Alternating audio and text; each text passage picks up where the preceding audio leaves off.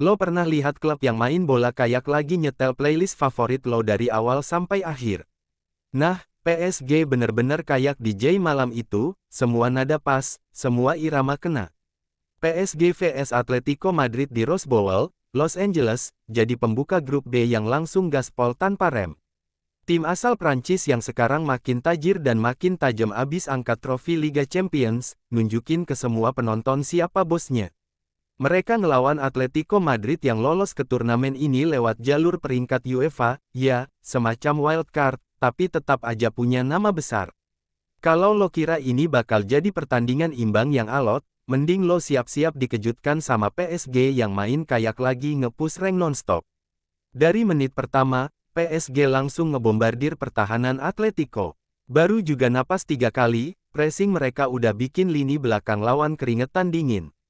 Atletico baru mau mulai bangun serangan, udah diputus sama gelombang serangan PSG yang enggak kasih ampun. Lo tahu enggak, kadang pertahanan itu kayak wifi lemot, bikin kesel dan rawan jebol. Dan itu kejadian di menit ke-19. Fabian Ruiz dapat bola, lihat celah dikit, langsung colok.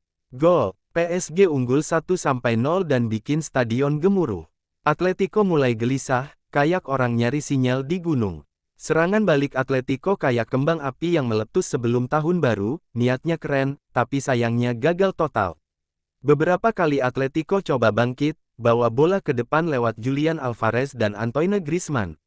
Tapi finishing mereka kayak ngetik chat tengah ngantuk, enggak nyampe tujuan.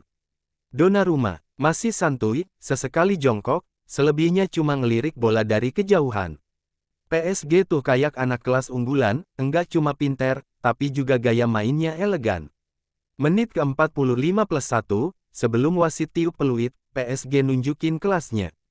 Kombinasi manis Vitinha dan Lee Kang-in ngerusak lini pertahanan Atletico, dan boom. Vitinha cetak gol kedua yang bikin skor jadi 2-0 pas jeda babak pertama.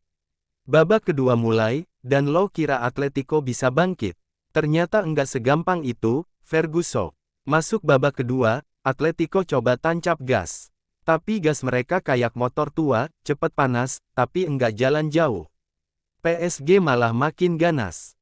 Beberapa peluang nyaris jadi gol ketiga, andai Oblak enggak jadi pahlawan dadakan dengan penyelamatan gemilangnya.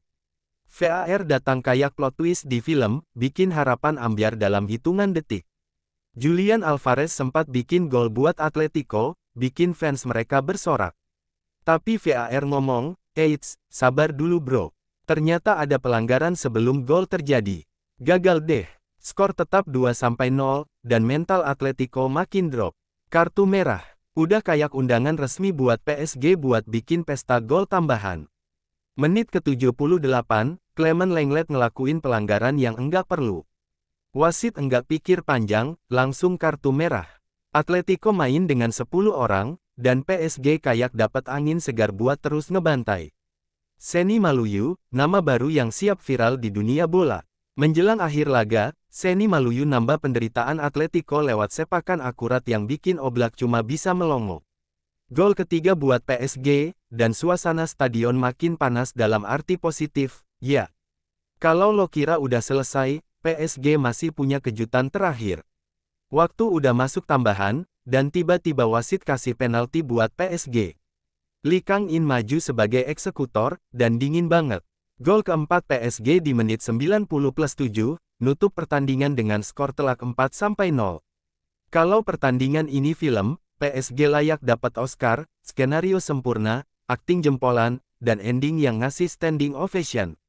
Dengan kemenangan ini, PSG langsung duduk manis di puncak klasemen grup B. Mereka bukan cuma menang, tapi juga ngasih pesan ke semua lawan, kami datang buat jadi raja dunia.